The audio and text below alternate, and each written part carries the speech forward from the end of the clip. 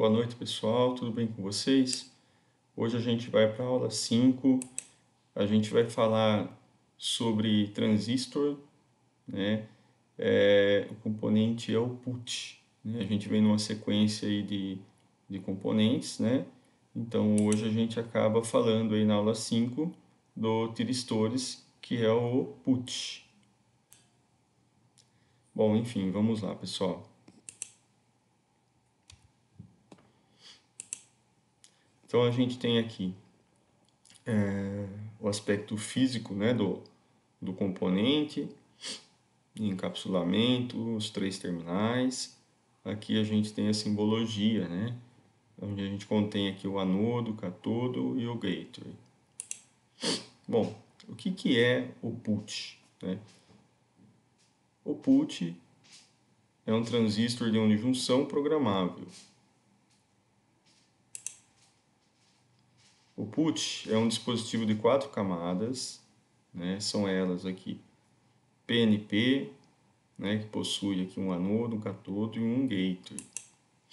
Veja a camada aqui. A gente tem anodo, catodo e o gateway ligado aqui no negativo.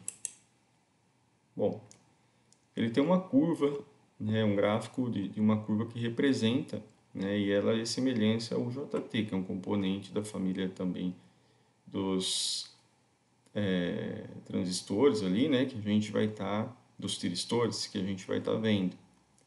Porém, ele não opera em uma determinada região, né, o que a gente chama de região de resistência negativa.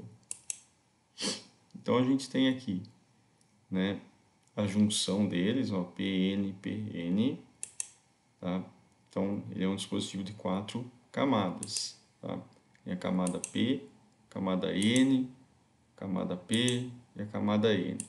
A gente tem também aqui o anodo, catodo e o gate, onde é dado disparo nesse componente. Aqui a gente tem a simbologia, né? Também representando o anodo, catodo, gateway, gate, tá? Essa é a simbologia dele. E aqui é um circuito que a gente monta com transistor que a gente chama de equivalente, né? Que às vezes é mais fácil a gente explicar por essa configuração do que diretamente por essa. Bom, a gente tem a estrutura dele. Dá uma olhadinha aqui, ó. Tem dois transistores aqui, ó. Um PNP e um NPN, tá? Então, quando a gente aplica uma tensão positiva aqui no anodo, uma tensão negativa aqui no catodo, né? Eles ficam polarizados, né? Ó, positivo e negativo, tá? Porém, né? A gente não tem corrente circulando ainda do anodo para o catodo, corrente que a gente chama de IAK, né? Por que não tem corrente circulando aqui ainda, pessoal? Porque precisa de corrente na base do transistor, dá uma olhada. Lembra o gator? A gente tem que aplicar uma tensão nele, senão a gente não vai conduzir aqui, ok? A corrente de A a K. Bom, essa corrente ela precisa ser suficiente para o disparo também. Lá tem uma, em dados de datasheet, né, tem a corrente que faz o disparo.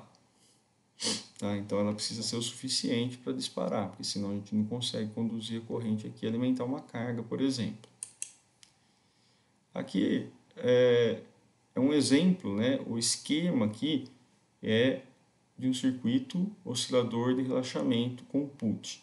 Então o que acontece aqui, pessoal? Aqui a gente vai demonstrar o que é feito no circuito, não vai demonstrar os cálculos, é uma base para a gente ter ideia de como ele pode ser aplicado.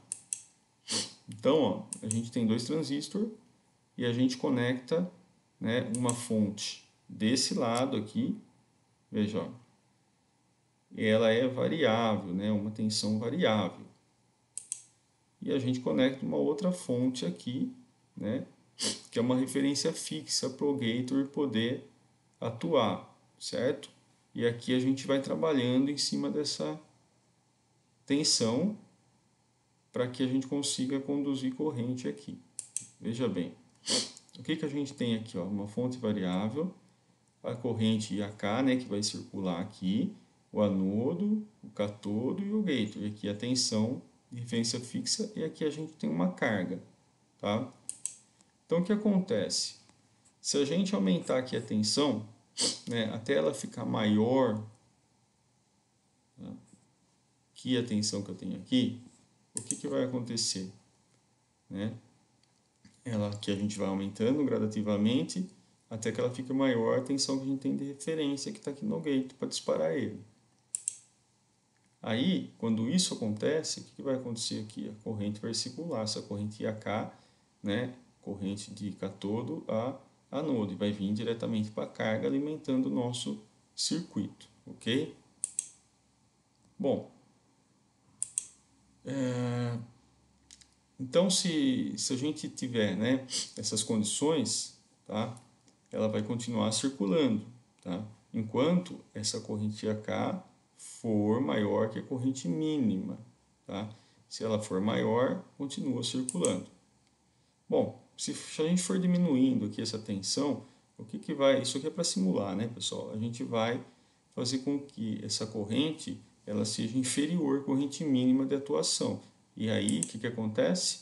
Corta o dispositivo, ele para de conduzir. Esse é o funcionamento básico aqui do nosso transistor de unijunção programável. Bom, esse é um circuito equivalente também, né? Assim como que a gente viu anteriormente. Porém, isso aqui já está diretamente com o nosso put, tá?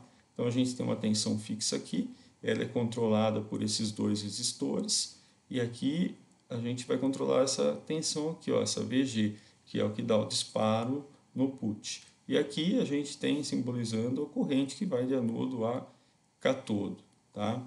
Então, e aqui a gente tem tensão, né, de A a K, né, tensão entre anodo e cátodo. Aqui tem uma formulinha, né, básica que a gente utiliza para poder calcular aqui a nossa tensão aqui para controlar o Gateway, tá? Bom, essa é a curva característica, né, de funcionamento do put. Então, o que acontece? Aqui a gente tem tensão em relação à corrente, tá? Veja bem, a gente tem uma região que ele está desligado, uma região que ele não atua, né, e uma região que ele fica ligado. Para a gente entender um pouquinho melhor, a gente tem uma relação aqui, ó. O nosso VP está relacionado com o nosso IP. O nosso IV está relacionado com o nosso VV. Tá, que é a mesma coisa que a gente chama de tensão de vale. A gente tem aqui o nosso IF está relacionado com o nosso VF, tá? Que é a mesma coisa que a tensão de manutenção, que é aquela que fica, que precisa ter para poder segurar o componente funcionando, tá? E a gente tem aqui, né, mostra que ele vai estar ligado, né, quando a gente atinge o valor de 0,8 especificado aqui pelo datasheet. Aí ele se encontra ligado, tá? O componente está ligado. Nessa região aqui onde mostra a seta, tá?